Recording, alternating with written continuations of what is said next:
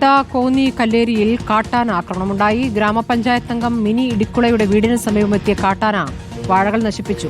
തലതാരിഴയ്ക്കാണ് കാട്ടാനിൽ നിന്നും രക്ഷപ്പെട്ടതെന്ന് വാർഡംഗം മിനി ഇടിക്കുള പറഞ്ഞു. രാത്രി ഒരു 1:40 കാണും. വലിയൊരു ശബ്ദം കേട്ടു.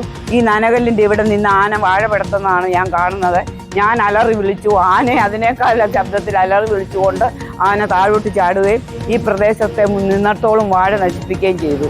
ഞാൻ എൻ്റെ എങ്ങനെ ശബ്ദം വന്നെന്ന് കൂടി എനിക്കറിയത്തില്ല. കഴിഞ്ഞ ദിവസം പഞ്ചായത്ത് ഓഫീസിനടുത്തോട്ടായിരുന്നു വന്നിരുന്നത്. ഒന്നെങ്കിൽ ആനയെ പല പ്രാവശ്യം പറഞ്ഞു ഈ ഒറ്റക്കൊമ്പനെ ഏതെങ്കിലും വിധത്തിൽ നിന്ന് ഇവിടുന്ന് തുരത്താൻ. അന്നേരം അവർ നമ്മളോട് പറയുന്നത് എക്സ്ക്യൂസ് പറയുന്നത് അതിന് സ്പേസ് വേണം, അതിനെ വെടിവെക്കണമെങ്കിൽ സ്പേസ് ഉള്ളിടത്ത് കൊണ്ടിട്ടേ വെടിവെക്കാൻ പറ്റത്തുള്ളൂ, മേലിൽ നിന്ന് ഓർഡർ കിട്ടണം. അവർക്ക് ഓർഡർ കിട്ടി വരുമ്പോഴത്തേനും ഇവിടെ ജീവൻ പൊടിയുമല്ലോ എല്ലാവരുടെയും. ഈ വാർത്തയുടെ കല്ലേരിയിൽ കാട്ടാനാക്രമണമുണ്ടായി. ഗ്രാമപഞ്ചായത്ത് അംഗം മിനി ഇടുക്കളയുടെ വീടിന് സമീപമെത്തിയ കാട്ടാന വാഴകൾ നശിപ്പിക്കുകയായിരുന്നു. തലനാരിഴയ്ക്കാണ് കാട്ടാനിൽ നിന്നും വാർഡംഗം മിനി ഇടിക്കുള രക്ഷപ്പെട്ടത്. പ്രവീൺ പുരുഷോത്തമൻ വിവരങ്ങളുമായി. പ്രവീൺ, ഭാഗ്യം കൊണ്ട് രക്ഷപ്പെട്ടു എന്ന മിനി ഇടുക്കള നടത്തിയ പ്രതികരണം നമ്മൾ കണ്ടതാണ്. എന്താണ് ആ പ്രദേശത്ത് ഇപ്പോൾ കാണാനാകുന്നത്? വാഴ ആകെ നശിപ്പിച്ചിട്ട് ആന പോയിരിക്കുന്നു. ഇവിടെ കാട്ടാന ഇടയ്ക്കിടെ ഇറങ്ങാറുള്ള ഒരു സ്ഥലമാണോ?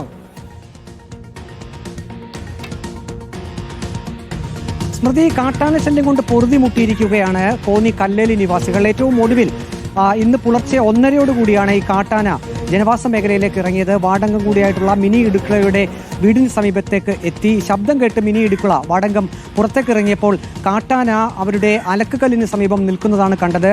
അവർ ആ പ്രതികരണത്തിൽ പറഞ്ഞതുപോലെ അവർ ഭയന്ന് നിലവിളിച്ചു.